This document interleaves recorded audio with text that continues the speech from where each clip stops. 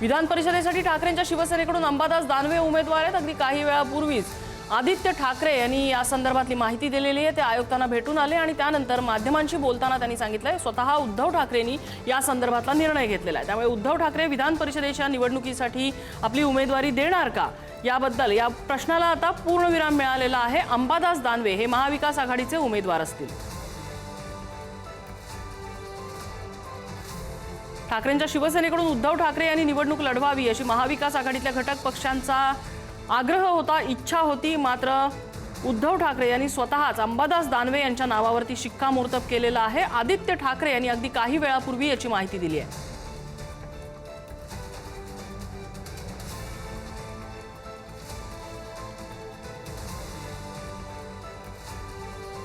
उद्धव ठाकरे जर उमेदवार असतील तर एकनाथ शिंदे तिसरा उमेदवार देण्याच्या तयारीत होते, अशाही चर्चा होत्या। उद्धव ठाकरे आणि देवेंद्र फडणवीस यांच्यातल्या कथित भेटीवरनं ते नाराज असल्याची चर्चा होती। मात्र या सगळ्या चर्चांना पूर्णविराम देणारं असं हे वक्तव्य आदित्य ठाकरेंचं आज समोर आलंय। स्वतः उद्धव ठाकरेंनी अंबादास दानवे यांच्या नावावरती शिक्कामोर्तब केलंय याची घोषणा आदित्य ठाकरे यांनी अगदी काही वेळापूर्वी केलेली आहे।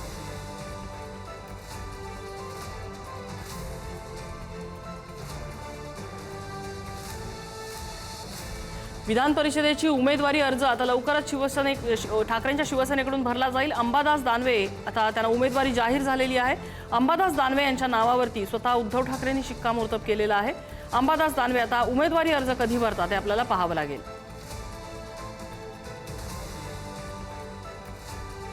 महाविकास आघाडीला एक जागा बिनविरोध निवडून आणता येईल इतकं संख्याबळ त्यांच्याकडे आहे।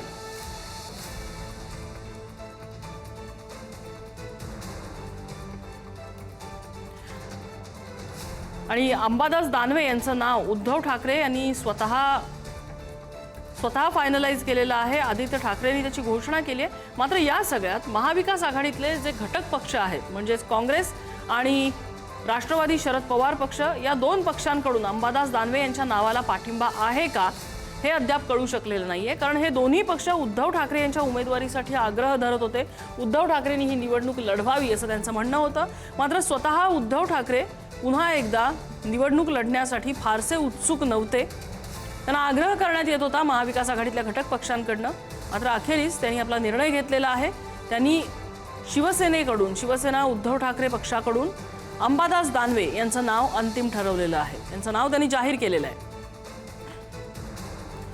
अंबादास दानवे यांची विधान परिषदेतली टर्म नुकतीच पूर्ण झालेली होती आणि त्यानंतर पुन्हा एकदा त्यांना विधान परिषदेवरती जाण्यासाठीची संधी उद्धव ठाकरे यांनी दिलेली आहे। अंबादास दानवे यांच्या नावावरती त्यांनी शिक्कामोर्तब केलंय।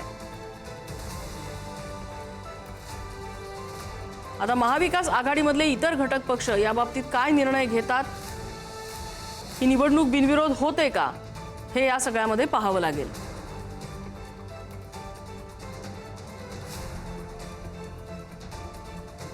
आणि संजय राऊत यांनी त्वरित याबाबत एक्स पोस्ट सुद्धा केलेली आहे। अंबादास दानवे हे महाविकास आघाडीचे उमेदवार असतील आणि उद्या सकाळी 11 वाजता ते अर्ज दाखल करतील असं संजय राऊत यांनी एक्स पोस्टद्वारे सांगितलेलं आहे।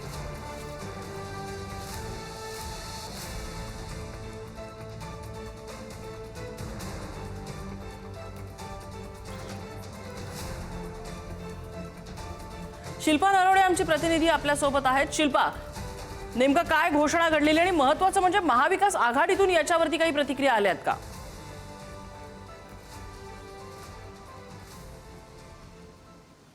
नम्रता, आपण जर पाहिलं तर जी विधान परिषदेची निवडणूक होणार आहे 9 जागांसाठी 12 मेला ही निवडणूक होणार आहे।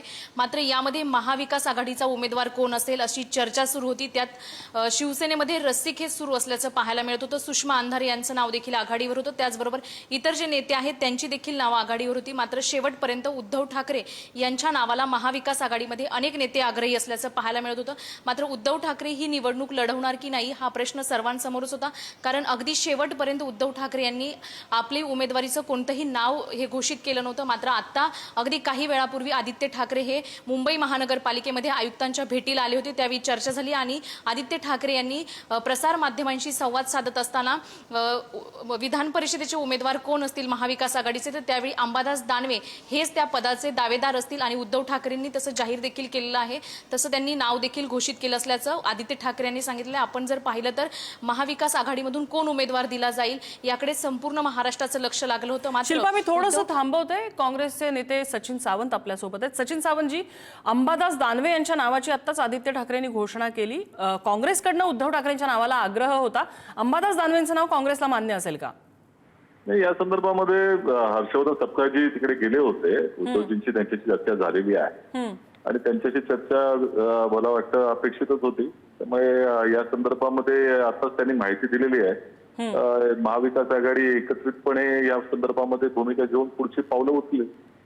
म्हणजे अंबादास दानवे यांच्या नावाला पाठिंबा आहे महाविकास आघाडीतल्या घटक या पक्षांचा? संदर्भामध्ये एकंदर भूमिका ही वरिष्ठ नेतृत्व आमचं घेत असतं. या संदर्भात चर्चा प्रदेशाध्यक्षांची झाली होती आणि त्या अनुषंगानं आता हा जो निर्णय कळवलेला आहे त्याबद्दल आम्ही एकत्रित बसून पुढची पावलं उचलू. कसं करायचं?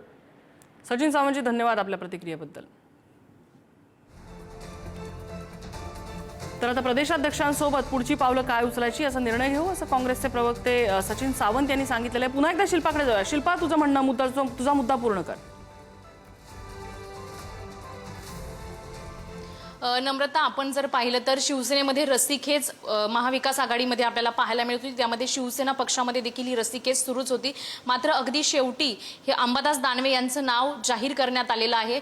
महाविकास आघाडीमध्ये विधान परिषदेचे उमेदवार म्हणून अंबादास दानवे हेच या पदाचे दावेदार आहेत असं देखील आदित्य ठाकरे म्हणाले आहेत. मात्र महाविकास आघाडीमध्ये आता इतर जे घटक पक्ष आहेत त्यांचे काँग्रेस असेल किंवा राष्ट्रवादी असेल त्यांना अंबादास दानवे यांचं नाव मंजूर आहे का हे पाहणं देखील महत्त्वाचं आहे. त्यांच्या नावाला पसंती दिली जाते का हे पाहणं महत्त्वाचं असेल. मात्र आपण जर पाहिलं तर स्वतः उद्धव ठाकरे ही निवडणूक लढवण्यास इच्छुक नव्हते. मात्र उद्धव ठाकरे स्वतः इच्छुक नसल्यामुळे ते कोणाचं नाव घोषित करणार याकडे सर्वांचं लक्ष लागलं होतं. सुषमा अंधारे यांचं नाव आघाडीवर होतं. मात्र आता सुषमा अंधारे यांचं नाव देखील डावललं गेलंय आणि अंबादास दानवे यांना पुन्हा एकदा संधी देण्यात आली.